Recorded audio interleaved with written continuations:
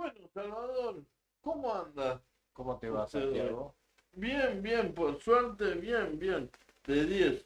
Bien. Estoy acá contento con usted hoy, estoy más contento que venía para seguir discutiendo esta política que vamos cotidiana, Que vamos observando a veces con asombro, a veces con nostalgia. asombro, sobre todo con asombro e incredulidad en cierto modo, ¿Por qué no? Sí, sí, tal cual. porque Sí, sí.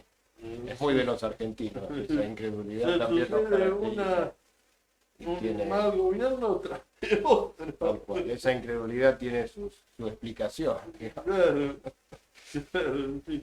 Este, yo también estoy muy contento de esta nuestra tercera transmisión, Sí, discúlpame. sí, Un sí, sí. segundo. Nuestro tercer programa.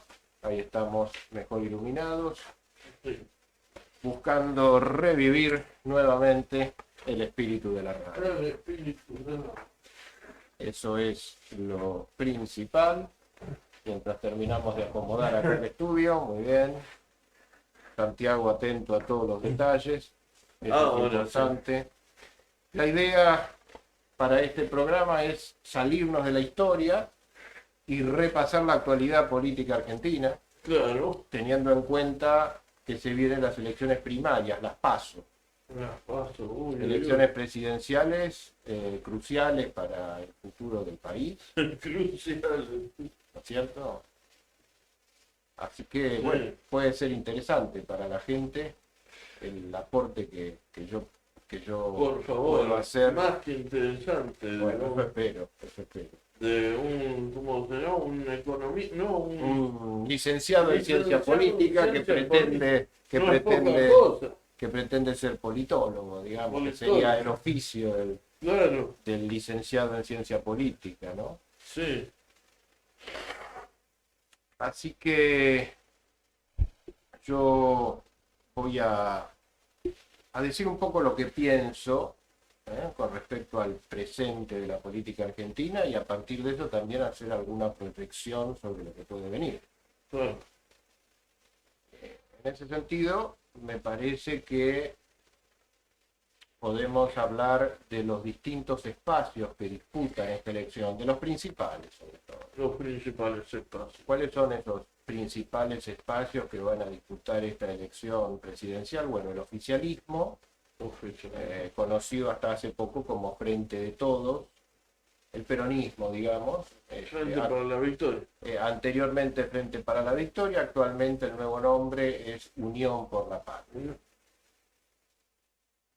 Perdón por la expresión, pero como dice un amigo, la misma mierda con distinto nombre. Bueno, el cambio de nombre puede significar una especie de lavado de cara, digamos, o algo así. Digamos, cuando uno cambia el nombre de una marca es porque esa marca no está dando resultados. No está dando resultados, de manera que es una especie de lavada de cara. El otro espacio importante, Juntos por el Cambio, que anteriormente se llamó Cambiemos, pero hace unos años adoptó este nuevo nombre, Juntos por el Cambio, que es la principal oposición al peronismo. Claro. Y hay un tercer espacio que también vamos a analizar, que es el espacio de Javier Milei. Eso, Javier Milei. Así Lo es, vamos a analizar. también. Está muy bien, sí. Yo me voy a limitar sobre todo a esos tres espacios que son los principales. Puedo mencionar algo respecto de otras fuerzas políticas que también van a participar de las elecciones, pero aquí estamos hablando del grueso del electorado que va a repartirse entre estos tres espacios. Claro. Empecemos entonces por el oficialismo. ¿Cuál es la situación del oficialismo, del peronismo, de Unión por la Patria, kirchnerismo? Llamémosle de cualquiera de estas formas, me parece que cualquiera de estas maneras de denominar al oficialismo es apropiada. En ese sentido, el oficialismo carga con una mochila muy pesada, que es la actual situación social y económica de la que no puede no hacerse responsable, aunque lo intente, digamos. No. Entonces acá hay números duros, sociales y económicos, que no solamente condicionan al gobierno, sino que le quitan competitividad electoral, ¿cierto? Es decir, básicamente, este es un gobierno que comenzó su gestión, el gobierno de Cristina Fernández y Alberto Fernández, y la pongo a Cristina en primer lugar porque ella es la arquitecta de este gobierno, ¿no es cierto? Ella lo eligió a Alberto Fernández solita como candidato a presidente y fue la gran armadora y la que marcó el rumbo de esta administración, ¿no es cierto? Su gestión en los dos sentidos, su gestión y su gestión. Absolutamente, absolutamente. La sugestión, la acción psicológica, digamos, Claro. en el caso de Cristina siempre ha sido muy notable. Bueno, entonces yo lo que digo es lo siguiente. Este gobierno fue derrotado en las legislativas de hace 2 años. En las elecciones legislativas de hace 2 años no hay que perder eso de vista. Juntos por el Cambio ganó esa elección por una diferencia importante, de casi 9 puntos porcentuales. No tenemos que dejar de lado eso porque es la última referencia que tenemos, ¿no es cierto? Esto en las elecciones legislativas del 2021, cuando Juntos por el Cambio obtuvo a nivel nacional un poco más del 42% de los votos y el oficialismo, el kirchnerismo, en ese momento Frente de Todos, obtuvo un poquito más del 33% de los votos. ¿Qué es lo que llevó al kirchnerismo, al oficialismo a perder las elecciones hace 2 años? Bueno, sobre todo la gestión de la pandemia.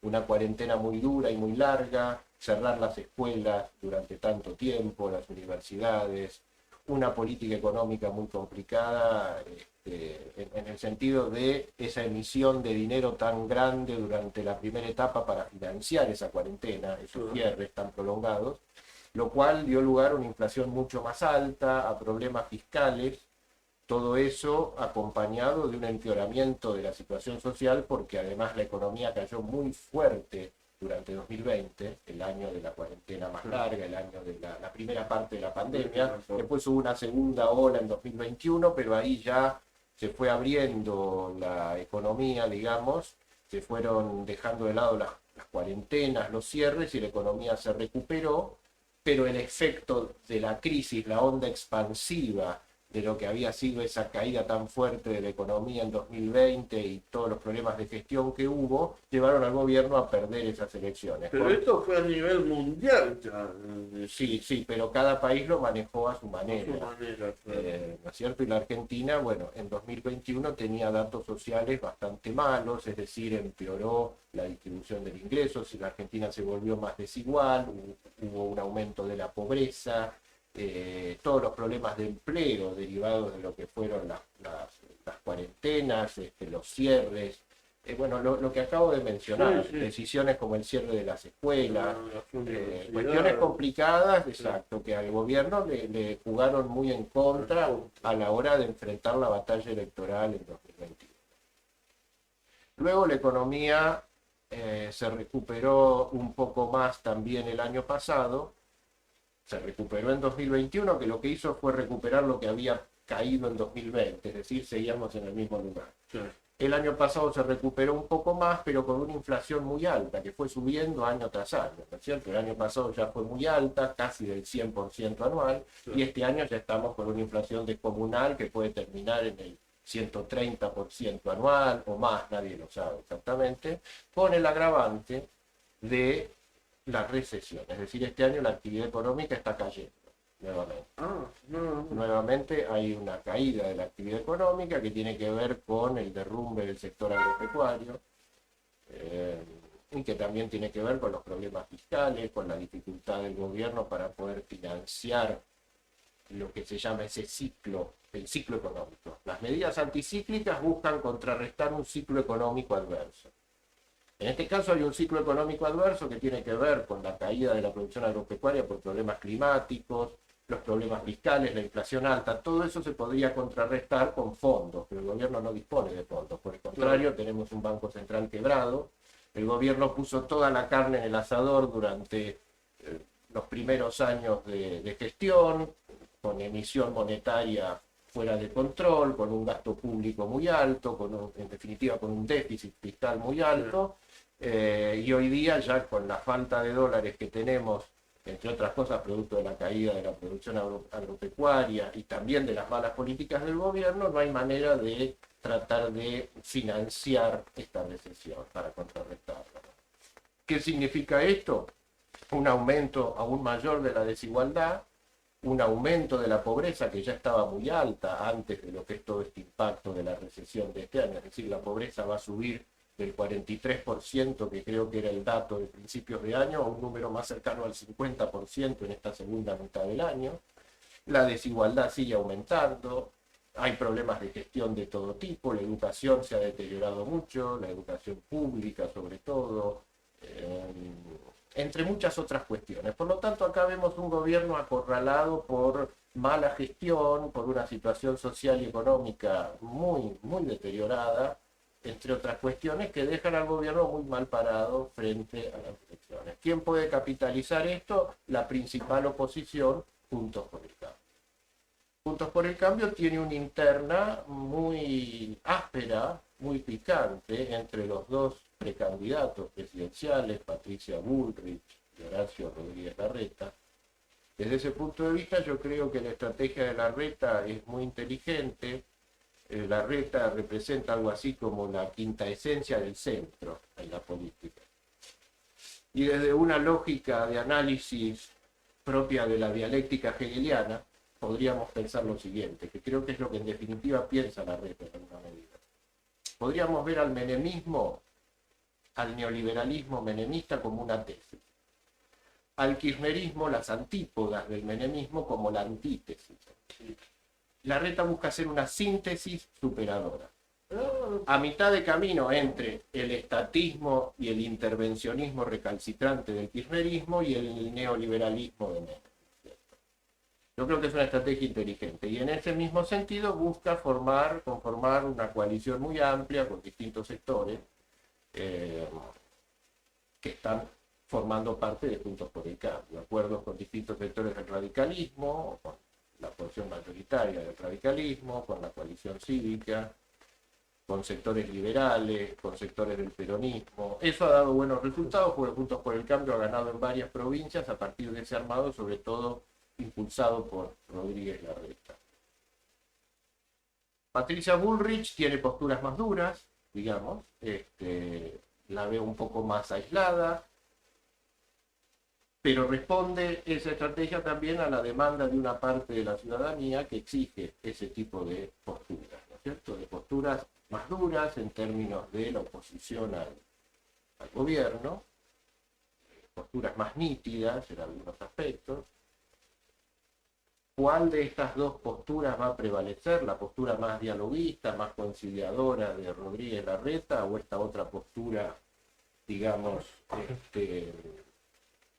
de Patricia Bullrich, que es una postura riesgosa que no debería, digamos, significar darle la espalda al resto de Juntos por el Cambio? Es decir, ella tiene el desafío, si le gana a Rodríguez Larreta la elección la elección interna, digamos, las primarias, que son la interna de Juntos por el Cambio. Si ella resulta ganadora, tiene el desafío de convocar al sector dialoguista, digamos, de Juntos por el Cambio, al sector liderado por Larreta, porque si ella gana no creo que sea por una diferencia grande.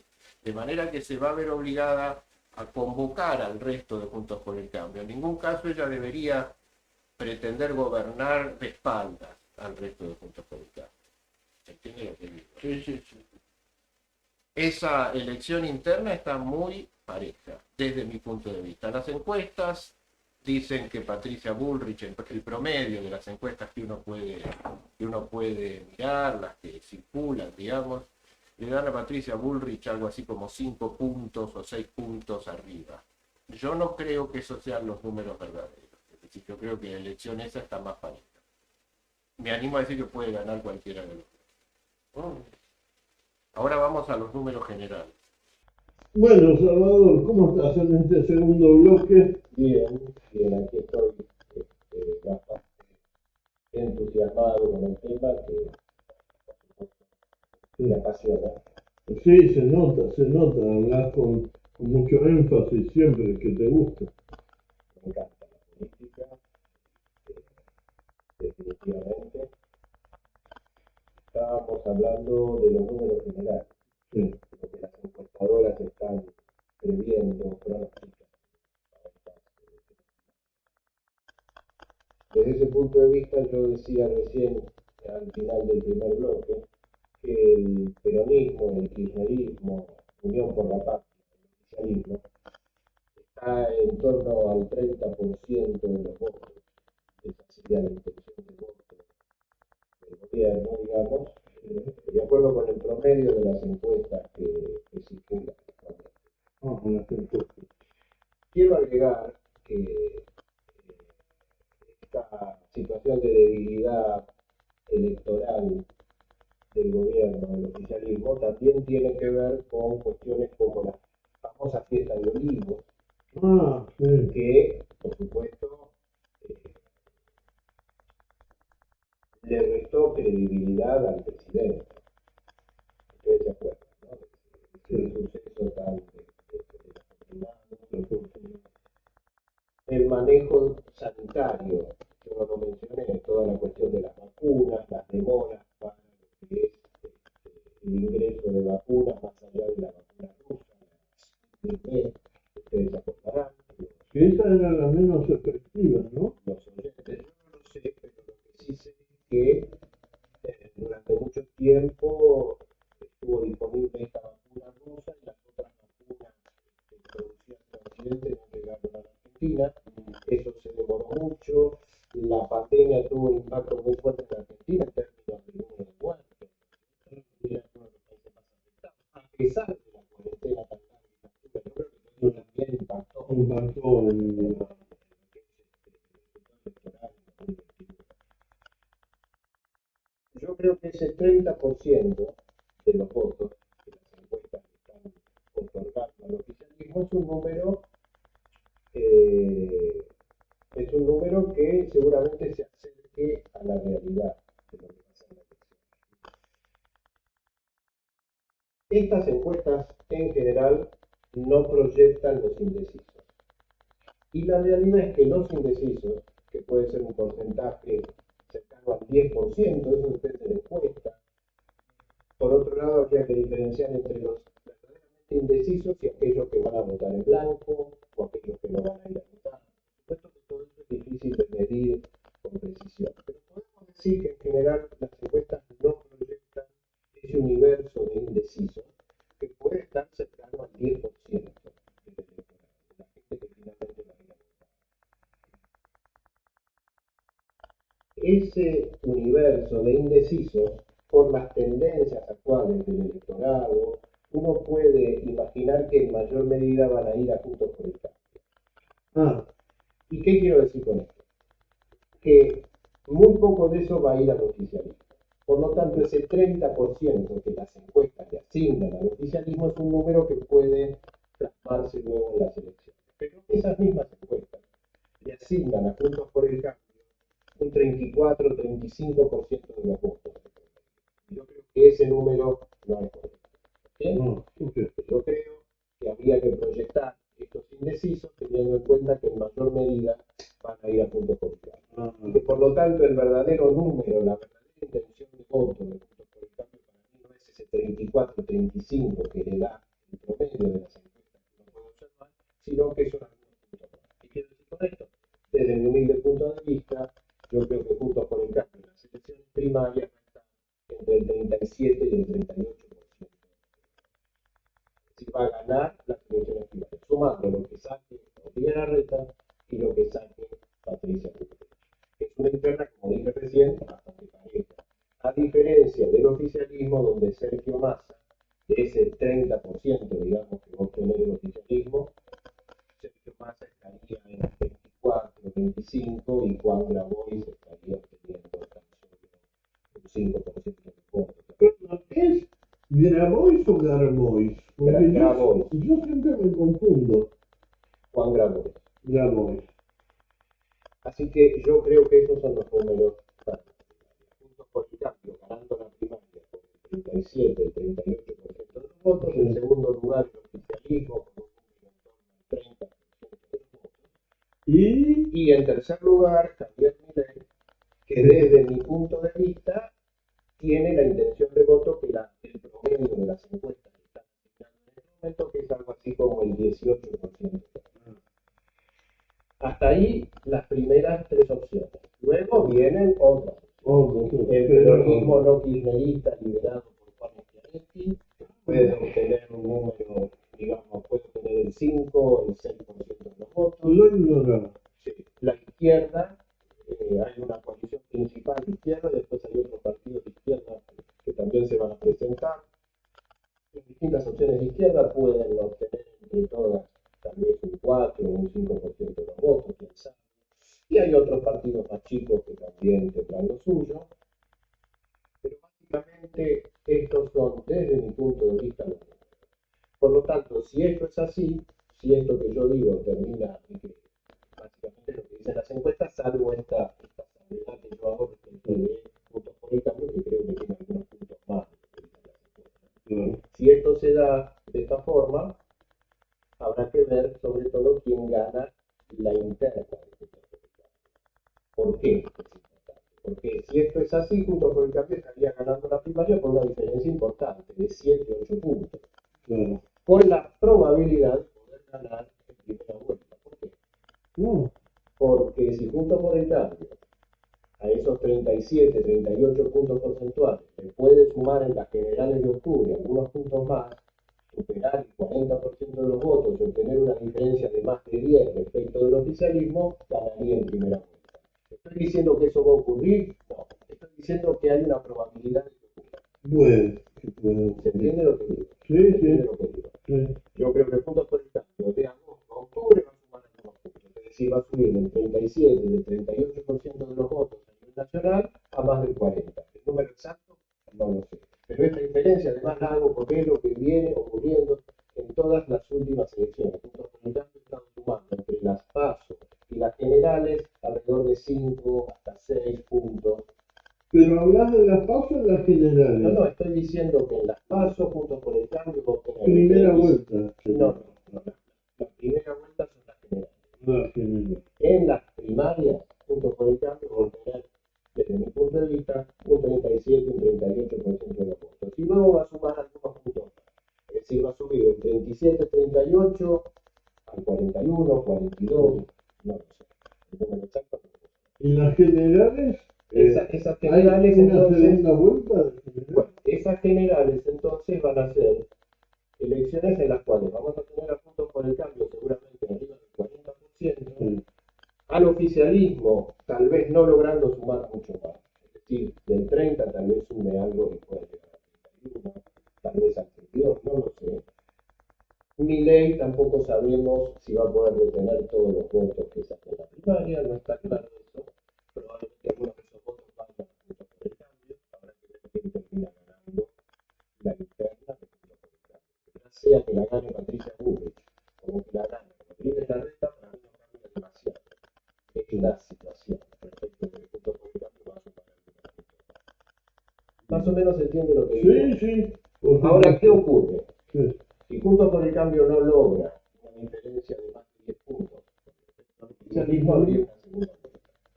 Y esa segunda vuelta no es igual si el candidato ganador de Juntos por el Cambio en la general es Rodríguez Larreta o si es Patricia Bullrich. En un eventual balotaje frente a Sergio Massa, desde mi punto de vista, Rodríguez Larreta está mejor posicionado. Yo creo que Rodríguez Larreta le puede ganar una eventual segunda vuelta a Sergio Massa por una diferencia clara. Por el contrario, creo que Patricia Bullrich tendría una segunda vuelta más pareja con Sergio Massa, aunque es probable que la termine ganando. Y con esto cierro mi proyección electoral y después voy a hablar un poco de cuestiones políticas. Bueno. Y el otro día, es que se me fue. Comentando con un amigo, como que a la beta le habían encontrado ya algunas cosas matupias y eso. Pero a Bullrich nunca le encontraron nada. Bueno, Puede ser es cierto. parte de la conversación, ¿no es cierto?, de lo que uno puede recoger de las conversaciones, las charlas con gente más o menos politizada que está interesada en el tema. Surge esta idea de que Larreta puede estar manchado por algún hecho, digamos, claro, lo que se llama normalmente corrupción denunciada. A mí no me consta y yo pienso lo siguiente. Si efectivamente hubiera hechos de corrupción en el gobierno de Horacio Rodríguez Larreta, ¿no es cierto?, en el gobierno de la Ciudad de Buenos Aires, ¿cuántos jueces kirchneristas o que simpatizan con el kirchnerismo o jueces independientes, digamos, podrían estar investigando y avanzando con causas que no existen? Claro. Entonces, si no hay causas judiciales es que no hay elementos para considerar que eso sea cierto. Pero esta es una simple opinión. Claro, no, pero es muy válido. Esa es la opinión que yo tengo respecto. Yo creo que Javier Milei, vamos al caso de Javier Milei, del cual ya hemos hablado también anteriormente, tiene un problema, tiene varias cuestiones que lo complican, ¿no es cierto?, electoralmente. Hay una cuestión que lo ha complicado que tiene que ver con esta denuncia de la venta de candidaturas. Sí, Yo algo escuché. no quiero entrar a profundizar respecto de cuánto de cierto hay en eso. No, pero aclarar qué es la venta de candidatura, porque yo no lo sé. Bueno, se ha dicho, ha trascendido en los medios, se ha escrito mucho en la prensa con respecto a este tema, ¿no es cierto?, que lo que se dice, lo que han denunciado personas conocidas como Juan Carlos Bloomberg, por ejemplo, entre otros dirigentes que han estado con Javier Milei y han abandonado el espacio de la libertad, denunciando justamente la venta de candidaturas, es decir, la exigencia para cualquier dirigente que pretenda ser candidato en la libertad avanza de Javier Milei, la exigencia, digamos, de un pago. O sea, se denuncia que la libertad avanza, básicamente los armadores de la libertad avanza, Carlos Picucci, Karina Milei, la hermana de Javier Milei, básicamente y otros dirigentes, lo que se dice es que le exigen al que pretende ser candidato un monto determinado, dependiendo del cargo, dependiendo si es una candidatura a legislador nacional o a intendente de algún distrito, un pago que puede oscilar entre los $50.000 y los $200.000, dependiendo del caso. Eso es lo que se ha denunciado. La justicia lo está investigando hasta ahora. Yo creo que eso lo ha dañado a Javier Milei, independientemente de qué hay de cierto en todo esto. Y también creo que Milei ha pagado un costo aún mayor por esta otra cuestión, que es la cuestión de los supuestos acuerdos de Javier Milei con Sergio Massa en distritos de la provincia de Buenos Aires. Es decir, se ha dicho y está circulado en los medios que Javier Milei acordó con Sergio Massa el armado de listas en distintos partidos de la provincia. Yo hoy leí en Facebook que Sergio Massa se daba de baja en la política. No, eso es una fake news. Nunca presten mucha atención a las noticias que prometen mucho en Facebook, porque no siempre suelen ser, como dice el amigo, fake news. Salvador. Si hay alguien que no se va a dar de baja en la política, jamás, Sergio Massa, creo yo.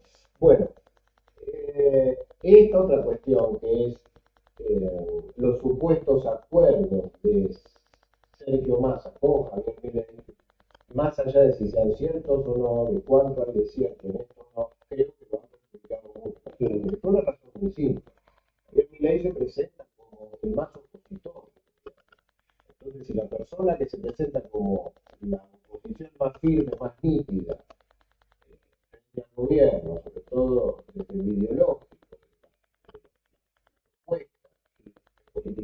económica, hace acuerdos con la cabeza de ese oficialismo que hoy es Sergio Massa y la credibilidad queda muy brillante. ¿Cierto? Y a esto tenemos que sumarle otra cuestión. Javier Milei tiene toda una narrativa basada en la denuncia de la casta. Y él engloba a la dirigencia de Juntos por el Cambio en lo que sería la casta, no solo al Milei. Para Milei es lo mismo, Juntos por el Cambio, que todos ellos son para Milei. Ahora, aquí que Javier Milei representa desde mi humilde punto de vista la quinta esencia de la casta, porque el armado que él está haciendo en las provincias, en los distritos importantes del conurbano, se nutre de dirigentes que vienen de lo peor de esta casta. Y hay una contradicción flagrante. Estoy enfatizando que eso puede tener problemas de salud. No, justamente me estoy fijando en eso y como ves la línea de la Costa Verde no supera, no llega Javier Milei, vos denunciás a la casta. Debería ser más cuidadoso a la hora de seleccionar los candidatos con los cuales integrás las distintas listas, porque si esos candidatos son la quinta esencia de la casta, lo peor de esa casta que vos denunciás, la verdad que había una inconsistencia muy notoria desde mi punto de vista. Bueno, yo creo que con esto hemos más o menos, ya tenemos un buen panorama de la cuestión electoral. Sí. Y yo quiero ir a una cuestión que también me interesa, que es política, y que tiene que ver con el peronismo.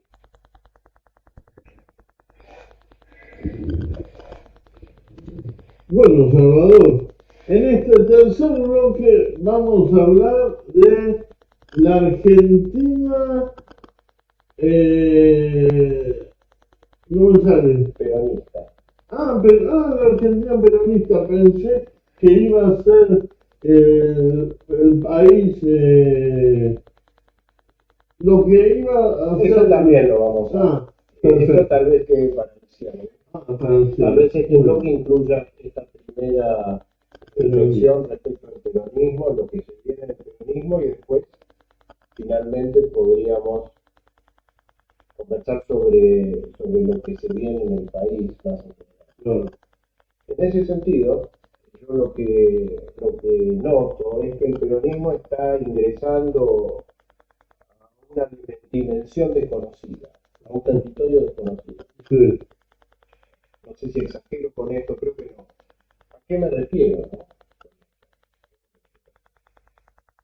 Cuando Cristina Fernández decidió postular a Guado de Pedro como precandidato a presidente, secundado por Juan Mansur, es decir, cuando ella eligió esta fórmula, y el peronismo decidió pocharle la fórmula, yo pensé en ese momento que el peronismo estaba de alguna manera diciendo: Cristina Fernández, te acompañamos hasta la puerta del final de tu liderazgo en el peronismo, digámoslo así, pero no entramos a ese nuevo espacio que sería ausencia de liderazgo.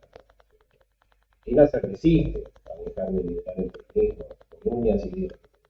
Cristina Fernández pretende seguir liderando al peronismo. Yo pensé eso. Ahora, ¿qué ocurrió?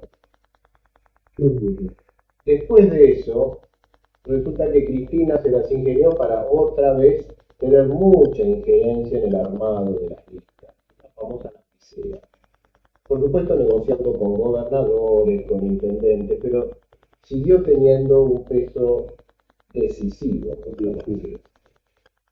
Yo pienso en ese sentido que hay una gran desproporción entre ese liderazgo que todavía Cristina ejerce en el peronismo, que tiene fecha de vencimiento, desde mi punto de vista, pero que todavía está en alguna medida, y lo que es el fracaso del proyecto de Cristina Fernández. Yo considero que ella ha fracasado electoralmente, gobierno ha fracasado, este es su gobierno, sobre todo.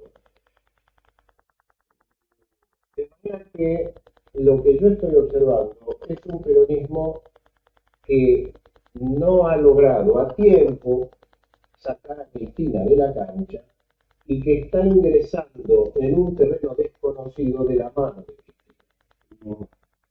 ¿Cierto? Es decir, generalmente el peronismo lo que hacía es acompañar al líder en declive hasta la puerta del cementerio, pero no ingresar.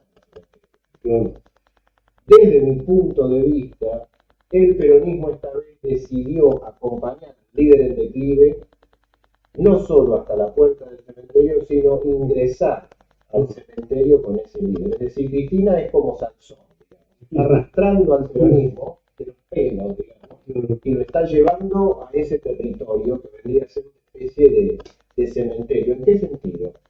Ella no vive ni deja vivir. Con todo respeto, vicepresidenta, que se entienda lo que quiero decir. ¿Qué quiero decir? Es una metáfora, no estoy diciendo en sentido figurado. A ver, los camporistas, los kirchneristas no se consideran.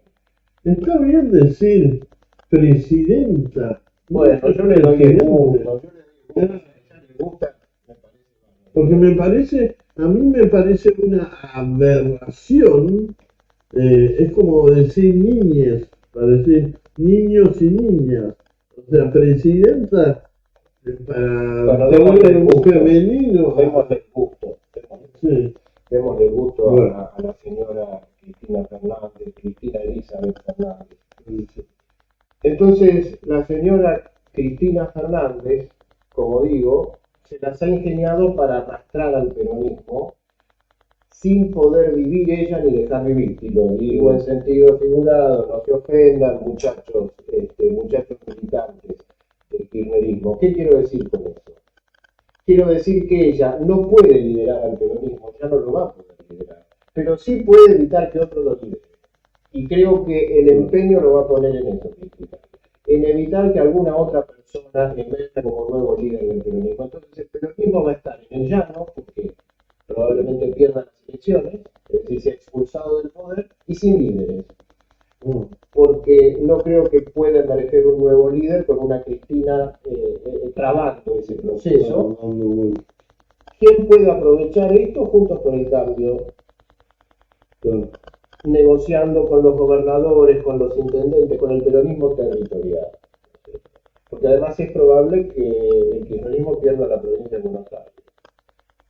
Algunos me dirán, bueno, no te anticipes, es una elección difícil, sí, por supuesto.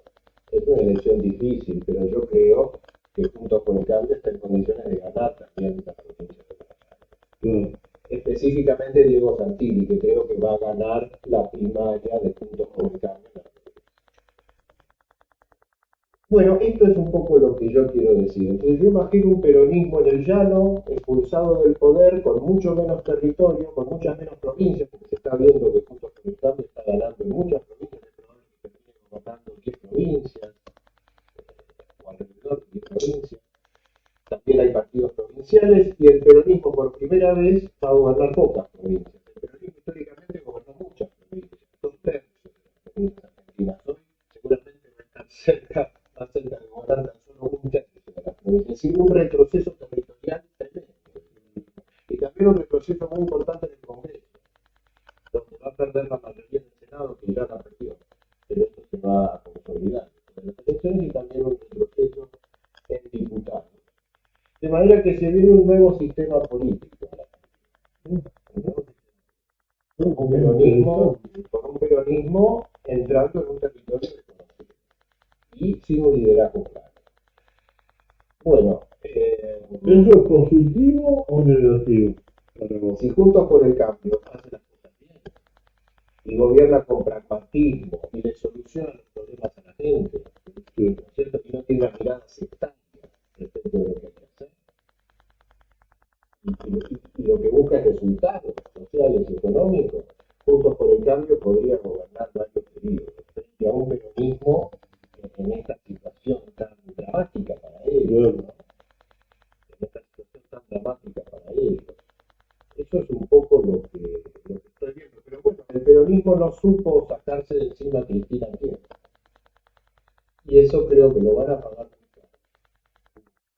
Creo que lo van a pagar muy caro. Creo que Cristina en ese sentido ha sido muy exitosa. Es decir, ha fracasado su proyecto que tenía que ver con la obtención de la suma del poder público, porque había un proyecto hegemónico, ¿no es cierto?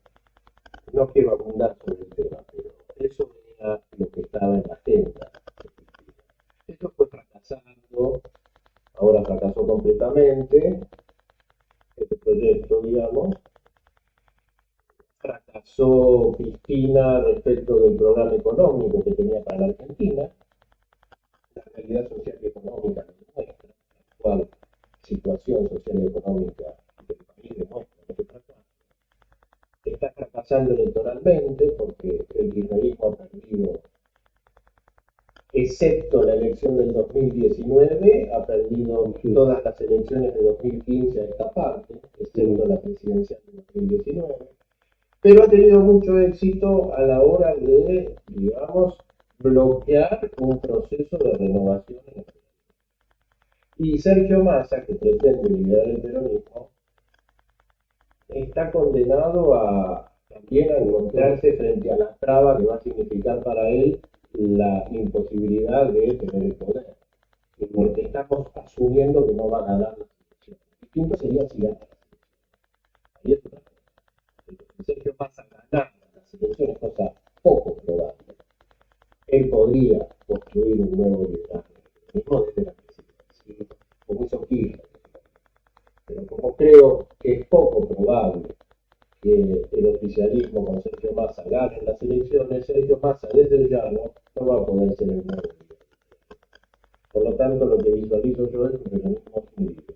Una Cristina en retroceso, liderando una facción minoritaria de la política argentina, pero condicionando la agenda. Y también en alguna medida condicionando al próximo gobierno, hasta cierto punto. También esto va a depender de lo que haga el próximo gobierno. Y yo creo que para ir más allá de la cuestión del peronismo, el próximo gobierno está en condiciones de sacar a la Argentina de esta situación de decadencia en la que estamos viviendo. Que Dios te escuche. Y con esto Ojalá se escuche. terminamos el programa